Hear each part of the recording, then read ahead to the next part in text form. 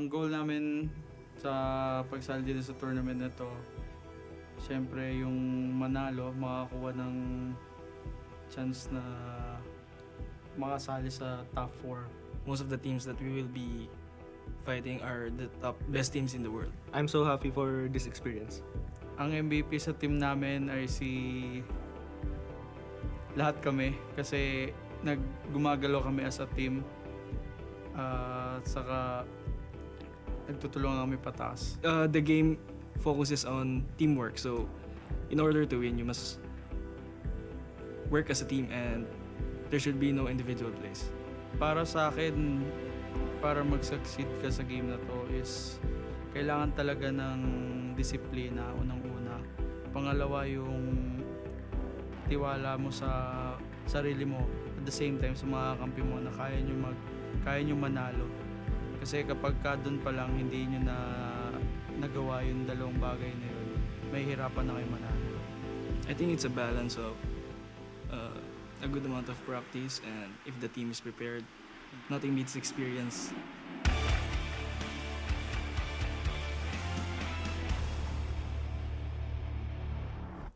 Right, so we've seen Renovatio highlighting and, putting a lot of emphasis on the word practice and preparation. That's all they have been doing for the last couple of days and weeks. And Jaehao, do you think that it'll actually give them a little bit more to their comfort zone when they play against a team that they have faced before? I think it lends a lot to, I mean, there's been, again, we talked about the series that they had before. The result wasn't necessarily the same, and it might not be the same, but I think the familiarity goes a long way. The same way we're going to see it in this series, we could equally see it in a later series as well. But right now, I mean, this is the main thing, is that you have that familiarity, you know what they like to draft, you know how they like to play, and I think it actually lends a lot to what they're going to try and accomplish. And that was an interesting interview where one word that you will hear often, is teamwork and chemistry, but they use the word discipline quite a bit. So Yeah. it almost feels like, religious, how much they think that they need to work very hard together. And that definitely sounds, interesting Pretty to much hear that from a team. the Asian way of living, right? Hard work, a lot of discipline, and the Filipino team definitely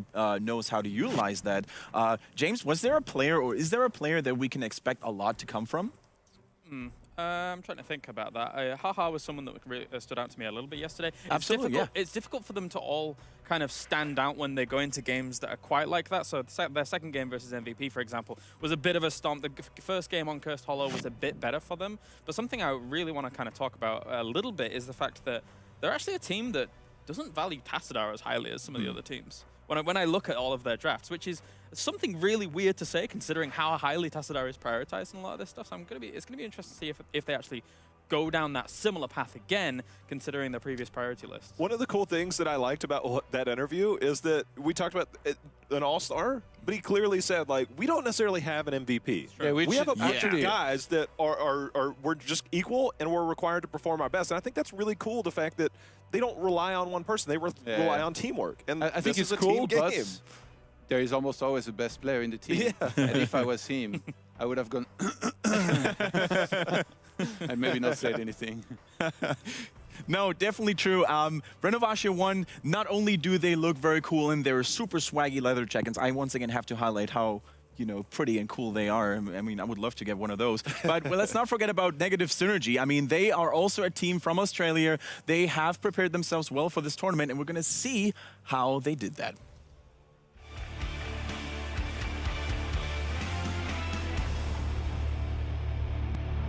I don't know how it is in other teams, but for some reason we just all have really weird and different personalities. It's surprising that we can even function as a team sometimes. Oh, we have this bond that I don't think any other team has. It's just a bunch of different personalities all combined, which is how our name came to be. But, Negative Synergy, we're just all on different pages, but it comes together to work. It's quite a lot of fun anyway. Well, goal is to be a successful team in an international level. Like, we're all very passionate about the game, obviously. We pour in so much time into it and we really love playing it. It would be huge, it would be great to show them that we can put it up a fight. Like, minor regions are kind of looked down upon in esports scene. Like, no one expects us to do anything, so it'd just feel great to, beat some really good teams from the more advanced regions and really show that you know, we're good players.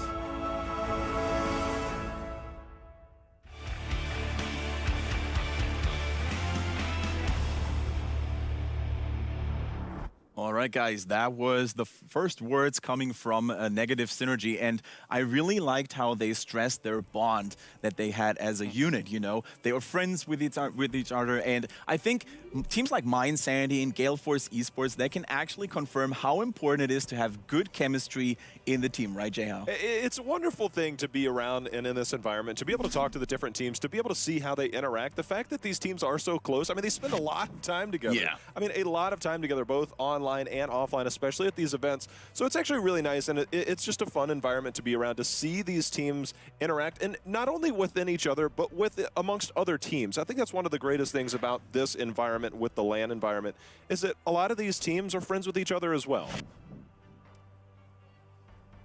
You got anything to add here, James? I mean, you've never been a pro player, but also from other aspects and facets of esports, you know how important. Sorry, Todd was grinning at me there for a while. But no, but how important is communication in terms of professional heroes of the storm? Very much so, very much so. And it's interesting to see how these guys kind of meld together to have their different prioritizations themselves. Like something that stands out to me when I look at Negative Synergy is that I feel they value Sylvanas more so than most of the teams that are here at the moment. And maybe it's just something that occurs down in the bottom region. But Negative Synergy, even back when I was studying for Spring, those guys were more relying on like wombo combos. They would go for a lot of Diablos and Zeratals. And of course, every team has to have a token Ginger, be it in a professional team or on the casting broadcast. I am here for you guys. And likewise, we have one on Negative Synergy. And everyone needs one for good luck. We've got ours. We have right pots there. of gold, my friend. We win. You brought up an interesting point yesterday, Todd, with Sashin. They don't necessarily have the easiest of backgrounds to actually form that unit, do they? Yeah. Again, the interview too, like here, was a little bit special in its own way. They're like, I don't even know how we function together as a team. So at the end of the day, I feel like, you know, if there is some sort of good feeling just playing together, and you've got at least, you know, one or two guys being able to call a little bit more the shots in game, you're going to be able to do well as long as you're having fun and, you know, you're playing well. And these guys most certainly can. They are the best from their region. They aced the qualifier over in Australia completely. They went, again, 3-0 in series, 6-0 in maps. So they're the best there is. So I'm looking forward here to this game. And even before you're going to ask me about the prediction, I'm even going to tell you that I think they're going to make it out of the group. For I'm now, going to go really far with it. Can Can I say that interview actually just made me instant fans? Like that just, it was a fun, or the video, that was just a fun video. I like those guys already. You know, before we move on to anything like predictions and stuff, we actually have to take a look, of course, at the map pool that we have got going on for this upcoming best of 3. And hey, guys, it is actually Infernal Shrines for the first time. Jayho and I, we were talking about this, that the most in meta or the most popular battleground hasn't actually been chosen at all yesterday. Yeah, we talked about this a little bit during our regionals last week, in the sense that leading up to this event, it's been one of the most popular maps across the entire globe, across every region, to where it becomes a comfort pick. But then eventually it's like everybody's comfortable on this map, and you don't necessarily want to play it. You'd rather lend something, maybe a map that's more towards your strength or something along those lines. This is where drafts can be different as well. Yeah, I mean, the thing is about, let's say Negative Synergy, for example. I mentioned it just before, is that actually their region for the longest time was all up on Diablo, Diablo, Diablo, even across other maps other than Infernal Shrines. This is where it thrives very heavily. So you could easily see them going to something like that to have a bit more control over those shrines. So we could see little bits of differences in the draft, I suspect. Yeah, and we just saw that the draft has started. And I like the point that you brought up there, James, that heroes that we haven't seen that much gain a special value and strength on Infernal Shrines, whereas some heroes that have been highly contested yesterday, namely Li Ming, for example, during the series between Gale Force and Big Odds, aren't necessarily as powerful on Infernal Shrines as on other maps. I mean, like, I don't expect one of these teams to take it, but something like a Kerrigan can be very strong on this map, for example. I'm not sure whether one of these teams will take it. I haven't seen it too much from these teams before, but you know, no. Banning out Sonya lends Illidan to be had there, and he's not too bad himself. Immediately Immolation at level 1 means that he's going to get a lot of value throughout this entire map, and of course Illidan is Illidan. He's so strong as a hero right now. Zul obviously being one of the strongest. I'm actually a little bit surprised at that Sonya ban. Yes, Negative Synergy yesterday, it felt like they were trying to counter their opponents much more than playing the draft to their strengths. Whereas now, already in this match, they're they are playing their own game, I guess. They are like, we're going to play an Illidan composition. They open up with it first, and now they're going to start building around it. And the answer came quickly here from Renovatio with a Muradin pick. Yeah. Not have only some crowd Muradin, control. but I mean, they're literally looking to lock down their entire core. I mean, your core, I'm referring to core in the sense that they have their support, and they're looking to have their tank, but they might actually be questioning the Rhaegar pick. They're hovering that right now, but Muradin's one of the most highly contested heroes in the game right now, very early on, outside of somebody like an Illidan, and they're establishing what they want right away. I mean, even MVP more so- Black first picked Muradin yesterday. Exactly, It goes that's to what I show was saying. how popular it is. Yeah, it's gained a lot of favor. And when you've got a team like MVP Black first picking it, as you say, you know that there has to be some value there, extreme value. But again, on this map, I don't mind other tanks over him. I don't mind other warriors. So Like let's the see. Diablo you talked about. Right. So we'll see. Stitches also has had a very He has. high popularity there. In Oh, Europe. the NA trigger was immediately there, Jay. I'm sorry that I mentioned this Yeah. hero. What a hater. It's a European thing. When we looked at draft data across everywhere except Europe, I think Stitches was played once. And it lost. And then in Europe, it was just like 17 times, and we're like, wait, what's different about Europe? But this is the map that they would be picking him on. And funnily enough, we see Uther and Illidan together. So there is this Divine Shield, Metamorphosis, of course, protection there. Really, really scary in my opinion. I think that Renovatio 1, they will definitely have to pick more counters to this. It means that they just don't feel confident when they're, the support other than Uther at this point. Because why would you pick him now unless you were scared of it being banned out right now? Yeah. So they definitely wanted something to enable Illidan a little bit more before the second ban Could phase go came along around. with an ETC too, potentially. Because the thing is if they don't ban ETC out here, there's no way Renovatio would end up taking it. They've got Muradin, likewise there's a full start on the other side. So I wouldn't mind an ETC ban here, to be honest. Yeah, And just like that. They wouldn't either, apparently. Renovatio, though, I guess they must be starting to think about their damage theater here. I And feel like Liming this all has to- Kael'thas still I would love a open. Kael'thas ban. Li Ming, I just don't feel she's as strong on this map because everything's a skill shot and there's so much to block those shots. Yep, But yep. Kael'thas, however, lands one gravity lapse in the middle of that area around the shrine. Yeah. It can change the dynamic Even of Phoenix. any fight. Yeah, even Phoenix right on top of it. And something that we've seen yesterday during countless series was that when Kael'thas was in the team, not even a scary, tanky warrior like Muradin is safe anymore because of that Gravity Crush talent, increasing damage done by 30%. So Kael'thas could definitely be a priority, but they ban away Thrall. We haven't seen Green Jesus being banned away all too often, have we, gentlemen? I think the thing about this is the fact that Sonya was already banned out. It takes Thrall off the board, and those are two somewhat soft counters to Illidan to be able to get a stun on him, to be able to fight him 1v1 in certain areas. So I kind of like that. It does leave Kael'thas still on the board, but I understand the fact that they took off two very strong frontline heroes between Sonya being banned out by Renovatio and now Thrall being taken off by negative It synergy. weakens Renovatio's laning phase as well. I mean, okay, Greymane can do a little bit, and Kael'thas can do a little bit, but having Thrall there is something that's quite important to What's the lesser of two evils there? You're either going to go against Thrall or you're going to go against Kael'thas. I feel like a lot of teams would probably prefer to go against Thrall because Kael'thas, it just changes the dynamic of literally every single fight I just guess. because of Living Bomb alone. But if Illidan actually gets onto Kael'thas, it's hard for Kael'thas to stop him. But if he gets on top of Thrall, Thrall has a chance. Yeah, he can So- sustain a little while. Yeah, so I think that's maybe the reasoning there for them. Yeah, and all of a sudden this draft has turned around a little bit in my opinion because Greymane and Kael'thas, that is a lot of damage and I find it very scary right now. I mean, of course they do have the protection from Uther, but do you think that's going to be enough to stop this concentration and focus of burst damage, guys? I think you look at Greymane trying to get to that back line. That's what he's known for, to try and get back there to try and do a lot of damage. But you've got Falstad, who's got the Barrel Roll, who's got the Mighty Gust. He can spec into a couple different things. Illidan's there. I don't really see Greymane will always get a lot of value, but I'm not real sure if it's something that you have to worry as much about. Arthas can be a real pain to deal with on this map when those shrines come up and he steps on there and the entire area is frozen. So going to be interesting to see how they can deal with this as well down the line. If he lands a stun as well, that's some really good engage potential And that they once have. again, a higher prioritization on Arthas than on Unurek, James. Yes, Arthas here for me is like the new Neo Diablo of this map, really, with the Frozen Temps, as you're mentioning, doing so much on that. And Tyrael as their follow-up. So that's a lot of vulnerability, guys. This is a lot of sustain that they've got on their side. Yeah, because I guess there is Illidan and Falstad, usually with somebody else than Illidan to help Falstad do some damage, they wouldn't have enough damage, but now it felt like they had enough. They wanted to get more sustainability, as Kailaris pointed out. I also like this Tyrael as a last pick to potentially take it away from Renovatio to stop or to minimize the value of a Mighty Gust, for example, right?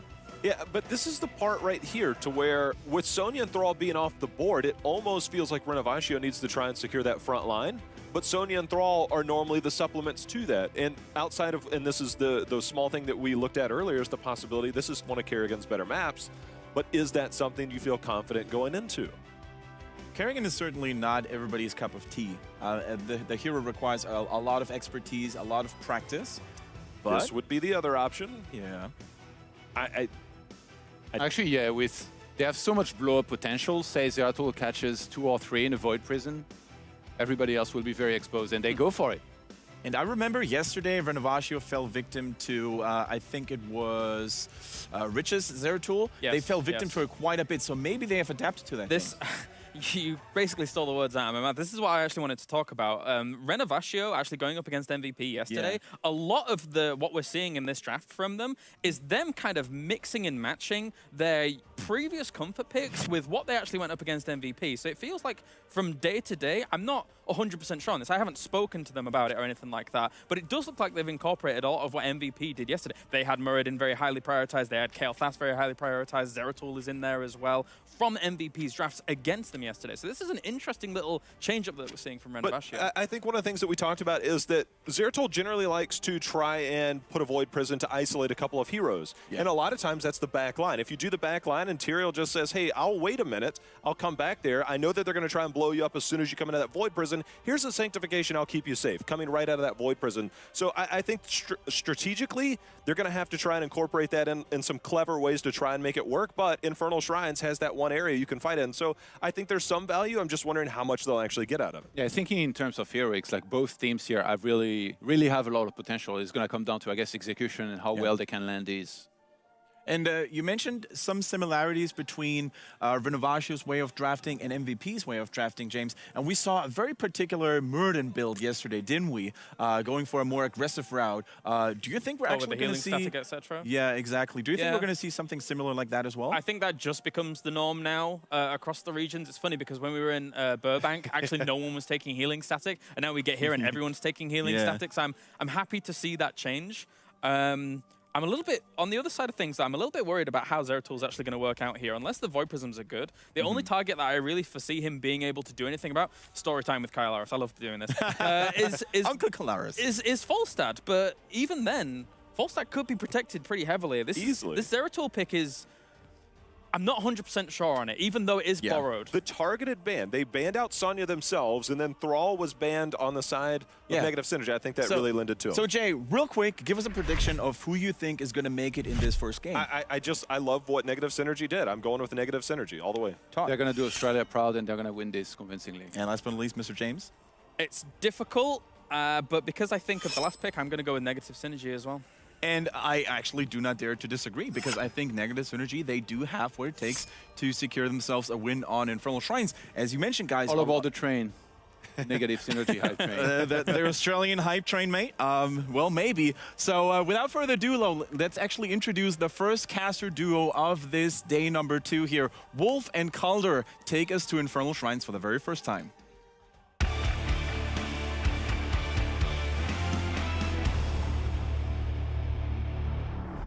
Welcome everybody to game number 1. Wolf and I, of course, following the draft here, and I guess we have to mention the elephant in the room. Tassadar. Yeah, not where banned. was he? Where was he in both of those drafts? I feel like he just had a huge place. But I guess we should jump right into this game before we talk too much further about it and introduce these teams. Well, starting off to the left side, we have currently Renovatio with a stronger on Rhaegar. We have Har at the front line with Muradin. We have Envy on Kel'Thas, Hiskar on Greymane, and Jumpy Lion is going to be very jumpy here with the Zeratul. Yep, there you have it. And on the opposite side of things, we have Negative Synergy Benjamin going to be on Tyrael Sashin on Illidan. Robodoba going to be playing Arthas. Dasbert is going to be playing Uther, and of course Ninja on Falstad. There he goes.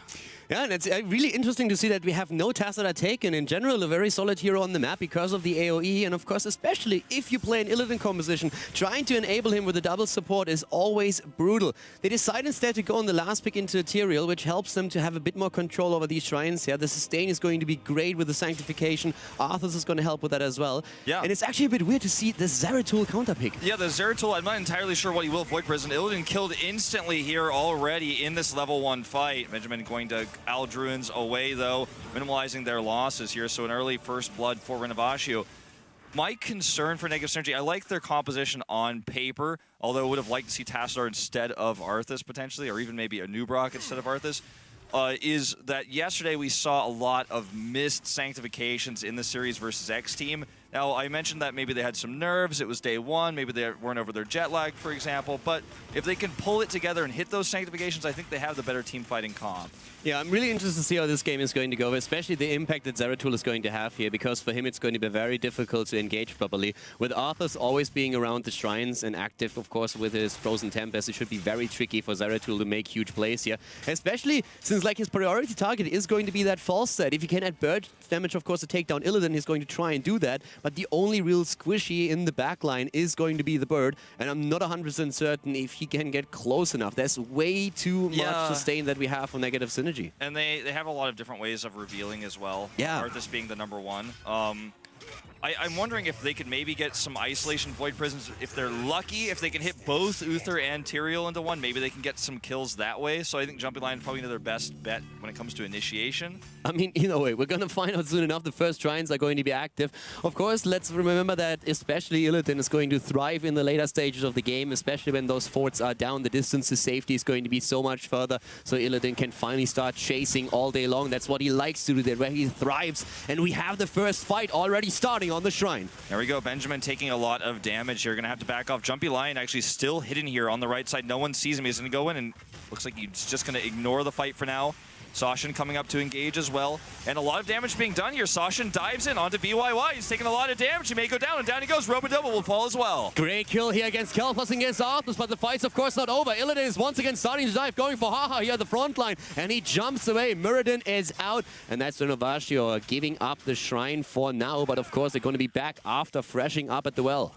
One of the things that obviously Negative Synergy does have here with Tyrael is extra shielding, so they can stay alive a little bit longer in fights like this. And when it comes to staying, Sashin with his lifesteal could just come back up to full health very quickly. They're going to grab another kill here. This time it's onto Zeratul. Great kill here for them already, but they are not done yet. Once again, the Australian team, they want to go for another one. Both of the teams very close when it comes to the minions, but already lockdown attempt against Kel'Thas. Hara shielding at the front, but the Mortar Punisher grabbed by the Australians. One of the things we saw in this last fight, which is a little bit concerning for Negative Synergy, is the fact that they are against Kel'Thas, which they just kind of let go in the draft. And with the comp that they have before level 10, when they don't have their Divine Shields, they don't have Sanctification, Living Bomb is a big liability for this comp that's so melee-based.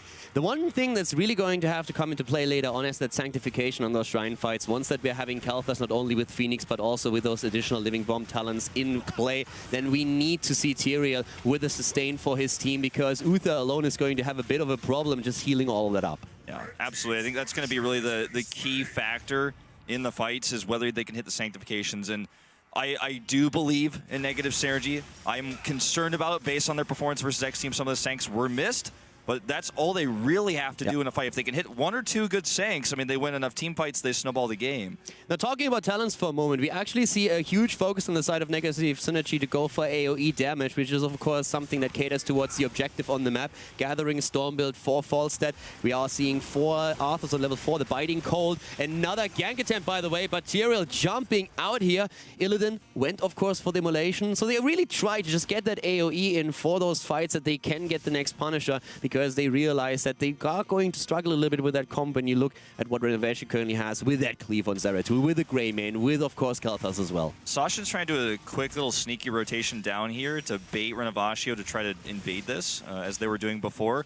It looks like he's going to back off now, and Negative Synergy will just get this camp for free. Renovatio looked keen on denying it at first, but once they lost vision of Sashin for a moment, they just let that go. Interesting 7, by the way, on the side of Arthas. We don't see too often. It has come into play a couple of times in the past, though. The Icebound Fortitude has been taken. So you basically have your activatable Relentless, so to say. You are reducing the stuns and silence durations, damage taken as well. It's really all about that Shrine Sustain once that it becomes to those 5 versus 5 fights. And at this point, we already have a bit of a skirmish here in the middle of the map as Zeratul jumps in, tries to go for Arthas. Arthas can make good use of his talent already. So far still alive, but Jumpy Lion is on him and takes him down. And there's another gravity lapse onto Benjamin as well. Desperat's going to hit that stun to keep him alive.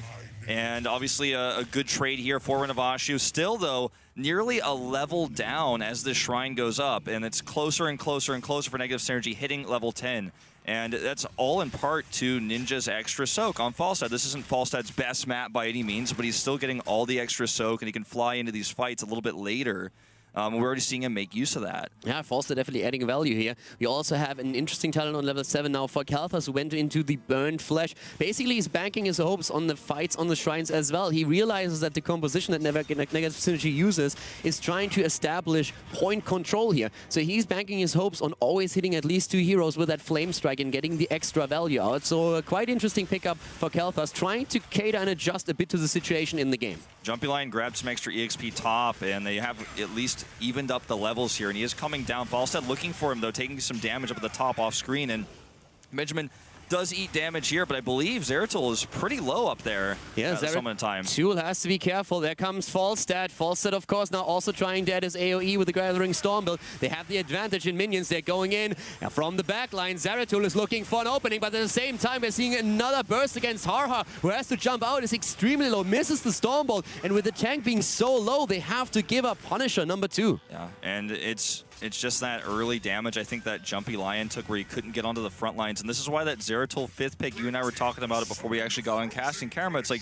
how much value will that get them? Realistically, even if you look at the EXP so far, he's been the one who's soaking for Renovatio, but he hasn't been able to do much else. And yes, this is pre-10, this is pre-Void Prison, but what is the Void Prison going to accomplish once he has that? It's going to be hard to find that engage. He needs exceptionally good Void Prisons if he really wants to get solid value out of them. It's going to be very difficult to really use in these situations.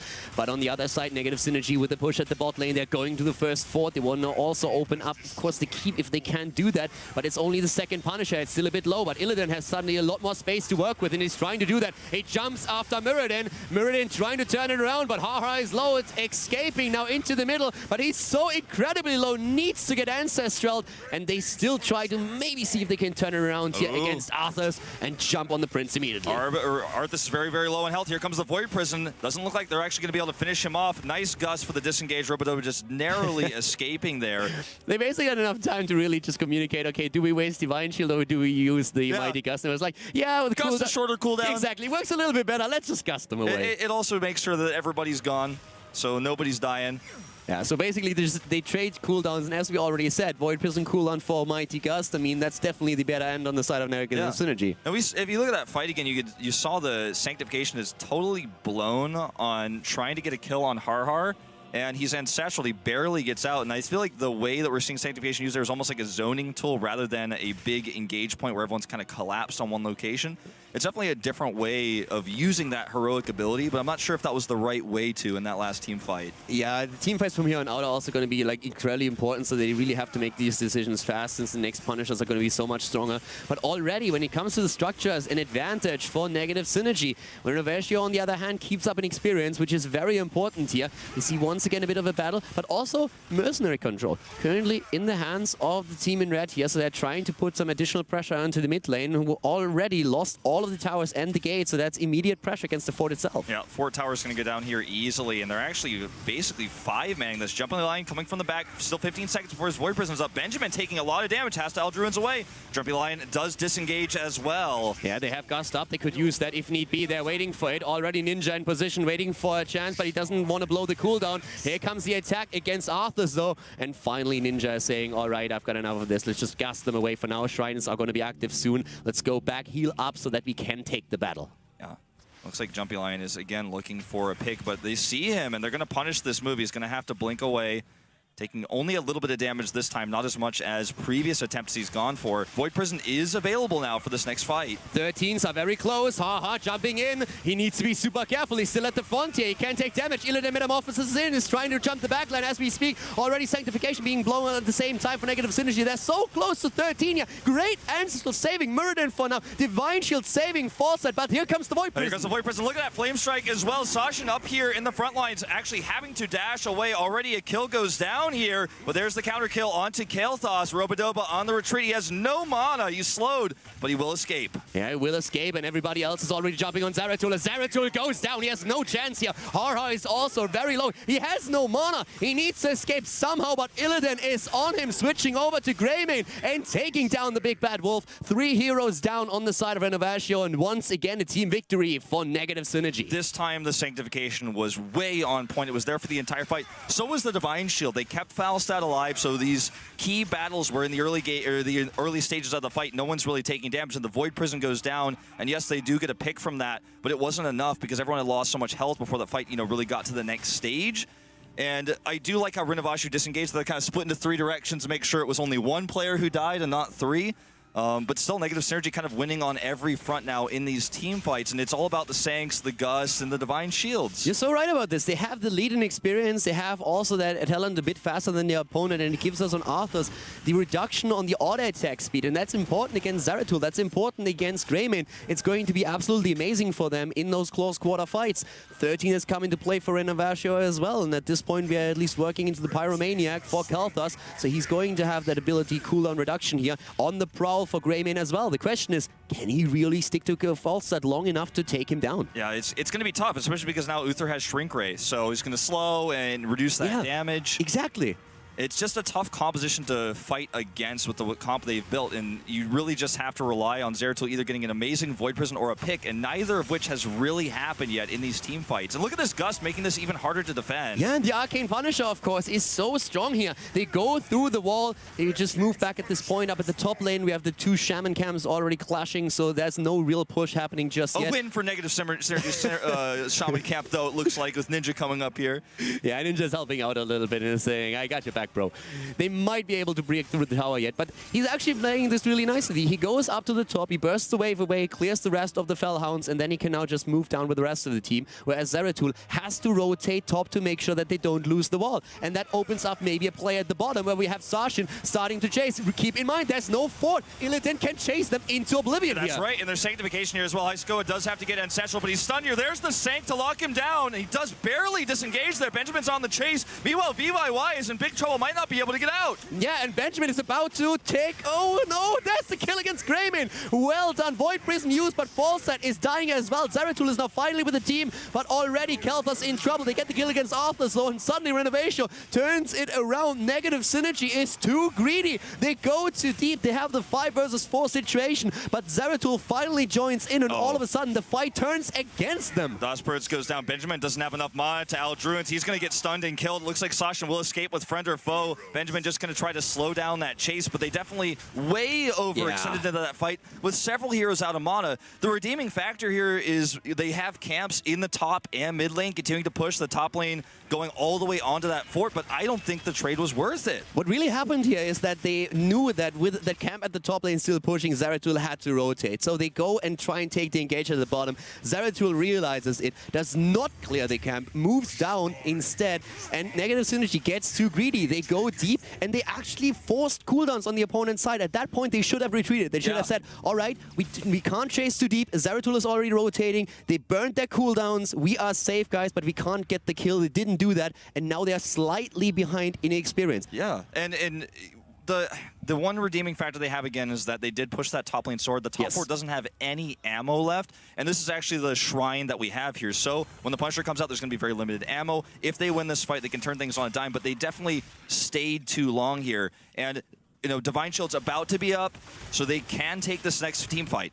Also, another adjustment here. Fury of the Sun well on 16 for Kael'thas. The double explosion on the Flame Strike makes perfect sense with the Burnt Flesh on level 7. So an adjustment for the map itself. But now we have that important team fight up at the top, 16 versus 16. And so far, negative synergy is still far ahead when it comes to structures. If they win another Punisher, then it would be really a disaster for Renovatio. Yeah. And Ninja was very low here. He did have to get healed up. They're actually being very patient with how they want to fight this. They want to sync all their heroics together. They have every single one of them online. Benjamin's going to go in, might be ready for that Sank, but he's actually separated right now from Illidan. Yeah, they're jumping in once again. Illidan is a little bit low. Might have to well up. Yeah, jumps in with the Metamorphosis. Tries to go for it. Immediately the Void Prison in the backline trying to isolate the heal. Here comes the Ancestral. They're starting to move back once again. Phoenix is already out. And once more, Heartless is so low. Look at the players here. Kelvas with the living bombs and all that AoE damage is really wrecking them here. Oh, the Spurts goes down. Ninja will just barely survive from the Ghost of Uther. This is going to be a free kill for Renovatio, and didn't even cost them that much to do it. They still have a lot of health and mana, and I mean, that's the second kill here. Jumpy Lion is in trouble. That's going to be at least one kill they get from this, as Sashin is on the chase. But they're actually going deep here. Robodoba taking a lot of damage, and they turn on it. Way too deep, way too deep. They get another hero killed. Haha goes down on the Mirrodin, and now this is just the beginning. Kelthas dies as well, and they're not done yet. Illidan, on the other hand, is also just dying. Everybody is exploding. This is like they just turned the map into a graveyard. Everybody dead and dying. Illidan down. We see another kill. A 5-man team wipe against Renovatio is the result at the end of the day. This is just two Rams banging their heads together for dominance, man. We're seeing like just this total of like, okay, we got one tiny edge, we're going all the way, but it's too far. We're seeing overextensions on both sides, and this is actually really reminiscent of the spring season in Korea. We had this team fight each other. They were once again in the same group, and we saw a lot of fights like this where one team got a little bit of an edge but dove towers, dove forts, and paid for it. And this time Negative Synergy will get this Punisher. And as you said, already a structural advantage.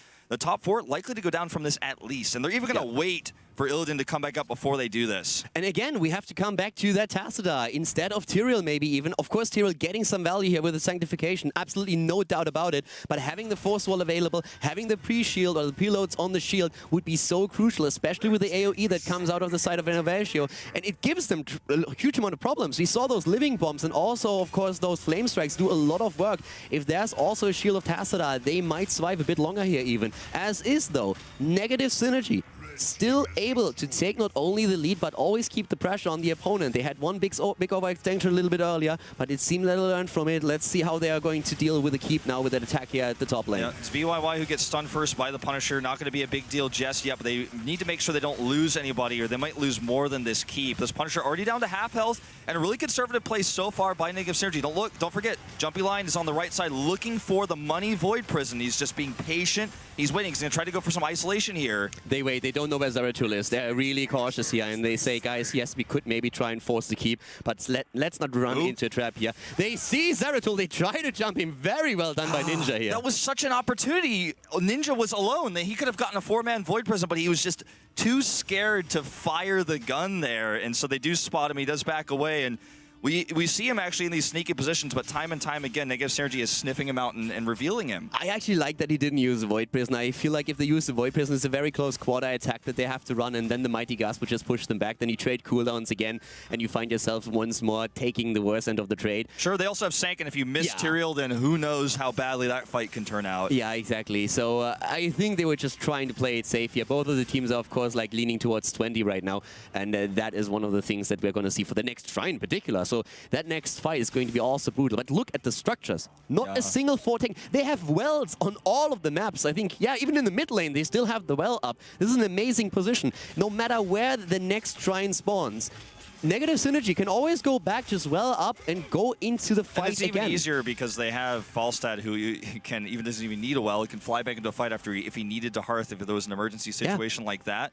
And so it's going to be a lot of team fights in a row that Renovatio needs to win. Ninja's going to dive in here, goes for that Gust from behind. There's the stuns, and the Sanctification goes down. Void Prison used on his own hero. That doesn't really help too much. They're jumping in once again, and that's the end of Galthas. The Ancestral is too late. 5 versus 4. The 20s are finally here and immediately being picked. Everybody's still on the run. They're starting to jump for Rhaegar, and it looks like, they will get him. They already cut his path of retreat off, and they're not done yet. Illidan jumps in with the Metamorphosis. Metamorphosis. Yeah, he jumps in. There's a Divine Shield going down as well. Jumpy Lion on the retreat. They did get a bit split here, and it looks like they will take out Jumpy Lion. Meanwhile, over here, Stronger will get blown up, but it's a 3v2 fight on this side of things, and Iskoa looks like he's going to go down. Wow. No, he grabs a kill at least before he does. It doesn't matter though, he has redemption Yeah, he has on redemption. his Uther. He's going to come back. You never really want to kill Uther in these scenarios, especially not, I mean, this was the end of the team fight, but especially in the team fight, Uther is kind of the worst target to go for, because once he's dead, his cooldowns on the heals are so short that he gets huge value out of it, and then he's back anyways. Well, this is a really long set of death timers here. They are going to go for this top keep. The Shaman camp is here. It's not the best camp versus the core itself,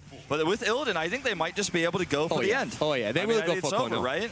They can go for corner. Oh, look at Only that Gus. Kel'Thas is going to be back. There's the Gus as well. They can definitely take down that core right now. They have the damage output, and Illidan is just such a Plus, wrecking they have ball. Sank. There's just a million different ways this core dies, and it will die. So that is going to be a win here for Negative Synergy in game number 1. Really well played by Negative Synergy. They had one huge overextension at the bot lane, and they paid dearly for it, but then they concentrated and really played to their strength.